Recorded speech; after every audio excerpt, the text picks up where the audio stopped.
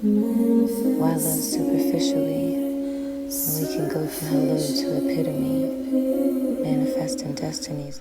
Hello, Sagittarius. Welcome to your September love reading. I'm Princess. In case you didn't know that. Welcome to my new subscribers. I had an influx in you guys. Welcome, welcome, welcome, all of you. I love your faces, each and every one of you. So we're going to jump right in here. So I don't take too much of you guys' time. We're doing things slightly different. We're still doing our same old. Our 3 cards for the sign that I'm reading for, which is you, wonderful Sagittarius person. And 3 cards for your cross watcher. Then I'm going to do same old romance angel for each of you, but now I'm going to use my second love oracle deck to do an overall energy for the month for your love life, which applies to both you and said cross watcher. So I'm just going to shuffle a few more times. Take this time to set your intentions if you like, you know, what you want to know about and whatnot.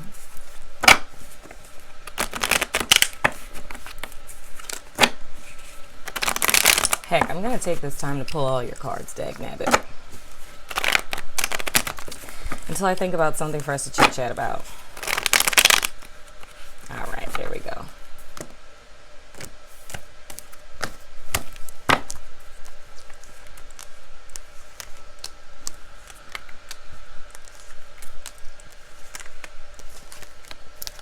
All right. Romance angels. Aren't you excited? I'm excited. What's Spirit have for Sagittarius for the month of September?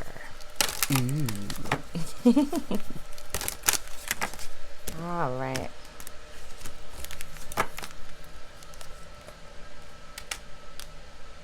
Okay, let's move you out of the way.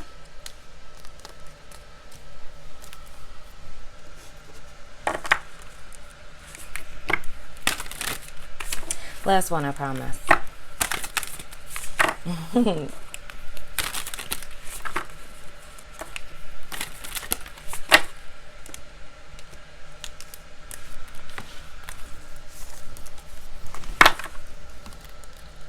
Okay. Are you ready? Of course you are. Your overall energy. Miracles and blessings. Okay, God, the glare is on fleek. Oh my God. Oh, this is going to be wonderful that we're going to be doing this. So anywho, it says everything has its gift. Sorry you couldn't see it because my glare is on fleek. Let me see if I can push you back some. Maybe that'll help. We'll see. Anywho, so miracles and blessings. So that's you guys' overall energy for both you and your cross watcher for this month. And again, everything has its gift. So there's good in everything. Good or bad. Well, if you perceive it good or bad. Okay, we're not going there. Central energy. And here we go. I don't have water, but I have Monster.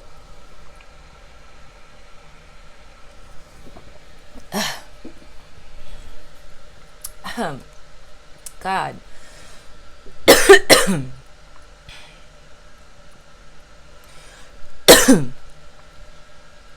This is so annoying when this happens. This is an Aquarius thing. But Sagittarius, y'all don't do this to me. It's like suddenly I get a dry patch in my throat. Apparently that means that someone's not speaking the truth, so please do that and stop making Princess choke. It's not what's hot in the streets right now. Jesus Christ. Anyway, okay, that works a little better.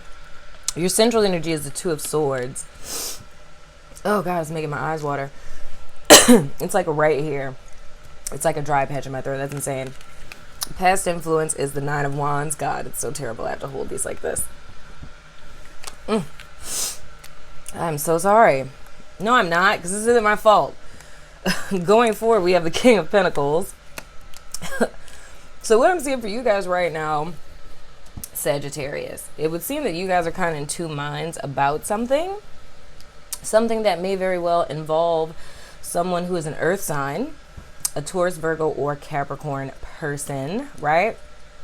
So if it's a dude, It's someone who's very entrepreneurial. If it's a female, same deal. Somebody who's very good with their finances, very established in their career.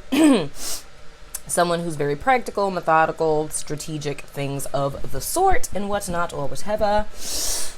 But you being in two minds about things has a great deal to do with your past experience, either with this specific person or in relationships in general. So it has you like a tad bit reluctant.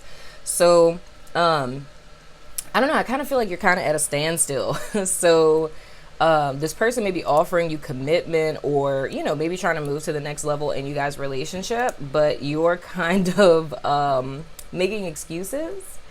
So I sense it more or less like if someone's like, hey, you want to go check out a movie? You're like, you know, I got to work late, you know, a big project I'm working on, you know how it is.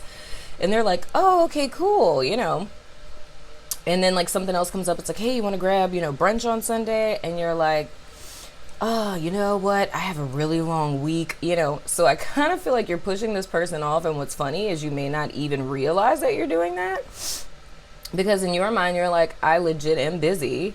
But I think this reluctance to move forward with this person has a great deal to do with past experiences, if this isn't someone that you have dated before, right? For those of you where this is someone, like say if you guys are like single and you're not dealing with anyone, because, and I say that it could be an earth sign person, but also kind of like those traits that I gave. It doesn't, if the person is not one of those signs, they could very well just be a person who's very businesslike, you know, has a nice little acumen and demeanor about themselves. But anywho, so if this is someone that you guys have not met before, then this is more or less like a forewarning from spirit that you have some reluctance to move forward in relationships. You have a tendency to kind of overthink things when it comes to romantic relationships, and it's because of past experiences. So this is kind of something that spirit wants you to be cognizant of, to kind of deal with, because like I said, for those of you who are not dealing with anyone, there will be a King of Pentacles person that is coming towards you in the near future. And by near future, I mean like next 3 to 6 months, near future type of deal. You know what I'm saying? So your oracle card is heart-to-heart conversations that you can't see because the princess's glare is on fleek. Honestly, discuss your feelings with each other. Now, this is where the beautiful thing comes in. I love when people are honest about their feelings. If this is someone that you are dating currently, and you do find that you do that, like you always make excuses to kind of prevent you guys from getting close, or you're kind of prolonging or are reluctant to commit to them, what I feel is very imperative that you do is that you're honest with them, you know, and let me tread lightly with that because this is contingent upon how well you know this person, because some people can misinterpret that. Like if you're like, you know, I've been through a lot of bad relationships with someone that you just went on like a first date with, probably won't go over so well. You know, they'll probably be like, oh, okay, yeah, not a good idea. But if this is someone that you've been dating for an extended period of time and, you know, you guys know each other well enough to where, you know, you're able to be vulnerable with them in a way that you know that you're safe, right? Then I would be honest with them and let them know like, hey, you know, my last, you know, my marriage I just got out of or got out of a while ago. It was very tumultuous, you know, it's not you. It's like I'm just kind of reluctant, you know, whatever. That's the reason why I'm kind of apprehensive, you know, that type of deal. You know, whatever verbiage you want to use that works for you. But just being honest with them about the things that you've been through so that the person doesn't feel like you're rejecting them. Because the downside of this is that, you know, if we're not honest and forthcoming about what it is that we're feeling or what we're dealing with or our past experiences, what have you, people sometimes have a tendency to, well, I'm not even gonna say sometimes, all of the time, we misinterpret each other. Like they could honestly take your, you know, not going on the dates and saying that you're always busy. They can take that as a sign of like, wow, maybe they're really not that interested in me. And I don't necessarily think you want that because I, you know, kind of get the vibe that you really like the person. It's just that you're afraid of being hurt again, which is perfectly understandable. So of course, like for those of you who like aren't dating anyone, this is most certainly something that you want to address, and you don't want to think in absolutes in the sense of thinking like all people are the same, all dudes are the same, all chicks are the same, or all girls or dudes like this are the same type of deal. But just getting really honest and clear about what it is that went wrong in past relationships and how you had a hand in that. And again, I tread lightly, disclaimer, not saying that you caused whatever befell the relationship, but saying this in the sense of like, you know, if you know, okay, I was a little codependent in the past, and the reason why I was dating these particular types of people who had a tendency to kind of leech on me is because I was a little codependent. Being honest about that, knowing what the signs of that are, and being aware of that going into relationships, right? So if we want to ping this back to our good old overall oracle, what I see with this is the miracle and the blessing in all of this can very well be that person, right? It could be you taking a step to do something that you've never done before, which is opening up to someone and being honest about what you're dealing with. And also for my single people is the fact that this could be a wonderful challenge for you to grow and like flex your muscles of personal growth and development and whatnot, of being able to pinpoint and see the things that are kind of acting as a block in your life presently to open you up to either be with Mr. King of Pentacles or for you to be the King of Pentacles. Because that's another caveat that I feel like I have to throw in there. Love and financial abundance, right? They come from the same energy, right? So that's why sometimes like when you're in love with someone and you're happy, you have a tendency to be more successful at work and whatnot. So I kind of feel the same way for those of you who may not even be worried about relationships at all, you know, that you would be showing up as this King of Pentacles person because, you know, hurts and disappointments and rejections from the past, and this could be in your love life or just in life in general, they're causing like a crossroads for you and a block, and it's not allowing you to move forward in your life to the abundance that you want. So it's like kind of healing this past wound is what's going to open up the pathway for you to step into your personal abundance. And if you want later on to draw in a person who's just as abundant as you are, wonderful Sagittarius person, dag-nabbit son of a gun. And we're moving on to your cross watcher. Not reading reversals because you're not supposed to in the after tarot. Just saying. Present energy of your cross watcher person with the glare, sweet mother of bejesus. It's the moon card. I don't know if you can see it. I don't know. We're doing something. We're working it out. There we go. Bend it. Taco. Burrito. Oh. Taquito. Something like that. Okay. It's the moon card. You trust me. Their past influence is the Six of Cups. Oh, God. That is horrible. Okay. Trust my judgment here, people. Moving forward, we have the Eight of Cups. Very interesting cross watcher person. This is a lot of watery energy. So this cross watcher person could be a water sign, Cancer, Pisces, or Scorpio. It may be that if this person is connected to you, because I don't know, guys, I listen to you guys' comments and your emails and stuff, and these cross watcher readings, for the things that you guys have told me about these cross watcher readings, oh my goodness, it's like I've gotten so much intel. Sometimes, from what I'm hearing, these are two people who don't even know each other. Sometimes family members be coming up, you know. I was never looking at it like that. I've even heard from some cross watchers that, because I look at the first row as the sign I'm reading for, the second one as the cross watcher person, but a lot of cross watchers have said the first row relates to them and the second row to the sign I'm actually reading for.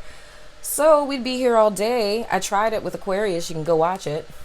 Tried to throw everybody up in there, and it was a long storyline, you know, saying things over again and flippy floppy. So just apply where need be. So this is interesting with this cross watcher person. They very well may be a water sign person, but oh my God, that is so freaking weird. Okay, wait. Okay. All right. So you know how I said, Sagittarius, that this person may be someone that you've been with like for a while, right? And you were like holding off on moving to the next level with this person. I feel like for some of you, this cross watcher person is that person, and it's someone like, so say if you're a Sagittarius and the person that I'm talking about in the sense of y'all not moving to the next stage of commitment, like meaning y'all been living together for like 15 years or something like that, you know? someone you've known since high school, since your childhood, on some stuff, or you guys just feel like you have a past life connection, whatever. This person is kind of on this quest to figure out what it is, but I feel like the vibe that I literally get is like self-blame. They feel like it's something that they aren't doing, and I feel like they're very like, I don't want to say like a spiritual quest, because you should not be going on no spiritual quest trying to find out nothing about nobody that you're dating. But it's kind of like that. It's like them going on this spiritual, proverbial spiritual quest, trying to figure out like, you know, what am I doing wrong? You know, what do I need to do more of? Like, what do I need to show them? And why aren't they doing this type of thing? So I feel like they're internalizing your actions a lot. But I also sense that you're going to be honest with them. And for some Sagittarius, not all, I do feel like some of you guys may not want a commitment. And mind you, I said small percentage, not all. Some of you guys may not want a commitment, or you may not want to commit with this person, or you may not be ready for it, like in totality. And you're kind of conflicted because you it's like you care about the person, but it's like, and you don't want to hurt them, but you know that you really can't be what it is that they're looking for, because you're kind of more focused on your money and your career right now. But the thing I'm kind of seeing is that what's needed is for you to be honest with them, because it's really not fair to hold this person hostage because you're not ready. You know what I mean? You don't want to keep a trophy case of people. That's, what did I call that earlier? A people keeper. You don't want to be a people keeper.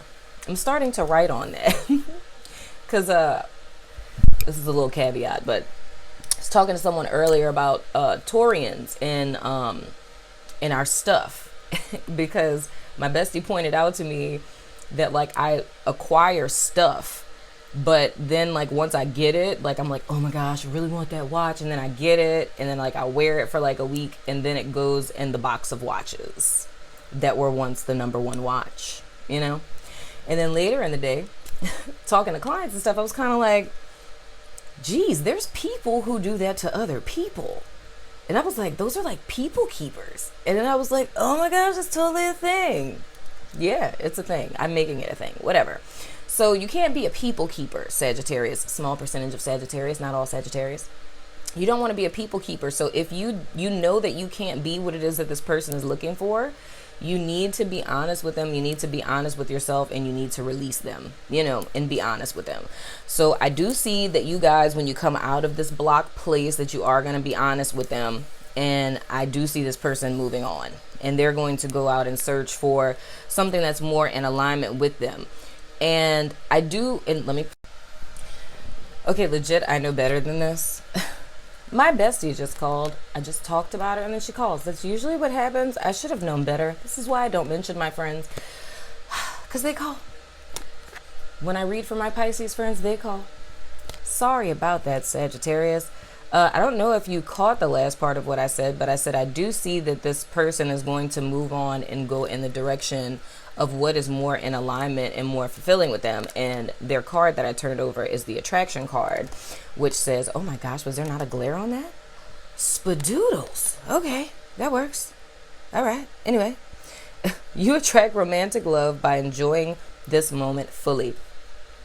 The attraction card, I see this card as being present, right? Is it going to work with this one? No. Sort of? Okay, there we go. So with the moon card, this card to me, like, of course there's this whole meaning, but I'm just going to go with what it is that I'm sensing intuitively. It's like how I said this person is on a spiritual quest. It's like spiritual quest. It's like this person being in their head space. So it's like they're thinking and, you know, ruminating and like going through each instance and like, did I say this right? Or was I too mean when I said that? Or am I being too pushy? Or am I being pushy enough? Whatever. So whenever we are in a headspace like that, we're not in the present moment, right? The only place that our power exists, that we can, you know, manifest change in our life, is in the present. So looking at this cross-watcher person, the thing that I see is, most importantly, don't get too caught up thinking about the past because God cannot change the past. Neither can you. That is a waste of energy, right? Being in your head, thinking about the past, or even worrying about the future, which causes a ton of anxiety. Thinking about the past causes a ton of depression. Think about the present. Look at where you are now, see where you are, see what can change, what you have power to change, the things that you want to be different, the things that you want to remain the same, or even the type of person that you would want to be spending your time, energy, or potentially life with. See if the things in your life match up with those things, and if they don't, then go in the direction of what you want. Because either way it goes, Sagittarius is going in the direction of what they want. Dag nabbit son of a gun. And they don't want no small stuff. They want things in alignment with them. And so the same with you. So I feel like when we apply this overall energy to you with miracles and blessings and how everything is a gift, is in the fact, even if this situation is disappointing and you do have to walk away from it, you know what I mean? It's a blessing in the fact that it's an experience that you have the opportunity to learn from, right? Even if it's about you learning to be present, you know, and enacting that into your life. It's seeing what this experience has taught you about how you approach relationships, or why you choose the relationships that you do, or, the type of people that you interact with. And not meaning that like in a negative sense. I mean, even if it's overall you just learning, to never again settle for less than what's fulfilling to you. It's like every experience, every moment, every person who crosses our path, all of that is a blessing and a gift to us in our overall soul journey. You know what I'm saying? So be present today. Try it for 24 hours. Try to hold yourself accountable to where for an entire 24-hour period, whenever you catch yourself thinking about the past or worrying about the future, like call yourself out on it and force yourself to live every single second of every single minute of every single freaking day. Dagnetta, son of a gun. Now we're bringing out the dice of resonance. I love that y'all love these. So this is just a little thing that I do. It was a little craft project. And if you felt like this reading was for you, just kind of, okay, the AC came on. That scares me every time, I swear. Do you think a monster's going to come out of the AC? It's possible. Anyway, I throw these out. I don't really interpret them or anything. It's just however it falls with you. And I have, oh, good sweet mother. I have Cancer, Scorpio, and the rising symbol. So this person, oh God. Okay, yeah. So this person can be a Cancer and a Scorpio, Cancer or a Scorpio, or they can have Cancer or Scorpio in their rising, which I think is pretty true because I totally feel like this cross-watcher person is a water sign. So Sagittarius, it's been a pleasure. That has been your September love reading. I apologize for my Virgo bestie interrupting you guys. I don't think you'll really be able to tell the difference in the fact that this is edited, but whatever. You didn't get to see my cray-cray face of me staring at the phone of, her calling Mike, seriously. But anywho, I'll see you guys later this month, and anything that you need to know, it's in the description box below. I love your face. Deuces.